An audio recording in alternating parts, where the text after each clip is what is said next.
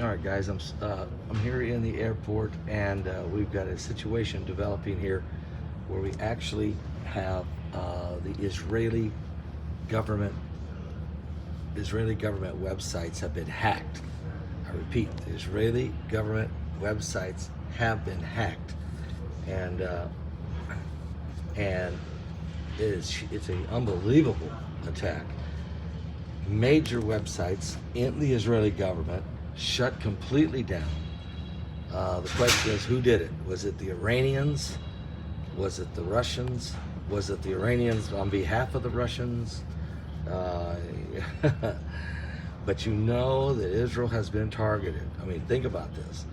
There was the Russian deputy assistant who said that Russia was not going to recognize Israel as the capital of Israel, nor recognize the Golan Heights as sovereign property of Israel. You have the rockets fired out of Iran very close to the U.S. consulate in Iraq. You have Bennett, who went to Moscow to see Putin, and that conversation didn't go well. There's a lot of tensions building right now. A lot of tension is building, and so I just keep telling people, keep your eye on what's going on. This prophecy is definitely unfolding right before our very eye. Let me put a shout out right now for noblegoldinvestment.com. That's www.noblegoldinvestment.com. You might want to look at your 401k, your IRA, your retirement funds, really. And are you happy the way they are working? I mean, what I mean by that is, are you concerned that with this volatile world we're in, that the value could erode on you? You might want to consider precious metals or some type of diversity. So pick up the phone and call Colin Plume at 877-646-5347. That's 877-646-5347 at noblegoldinvestment.com. All right, you'll be glad you did. Tell them Pastor Begley sent you. Okay, so boot, scootin', Putin. How many people think it was Russia that has hacked the Israeli websites and shut down the government sites of Israel? Was it the Russians? Was it the Iranians? Or was it both? Let's see what the people say here. The mullahs. Oh, I see. Okay.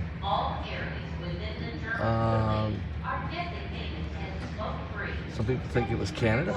What? Trudeau? Okay. Russia, Iran, Russia, both. Israel, that's the holy nation. All right. Very interesting, because you guys know Israel is both. Deep state, USA, Russia, both. Russia. Very interesting.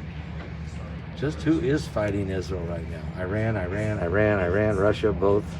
It was both. I appreciate you guys participating in this one. Iran, somebody even said China. I know Turkey, maybe. USA, Russia. Very interesting. The cabal could be Iran, Russia, or China, Turkey. Israel's really, really good with security. Very good with security. So this is shocking. Both Iran and Russia, both Iran, New World Order. Yeah, there's a lot of possibilities.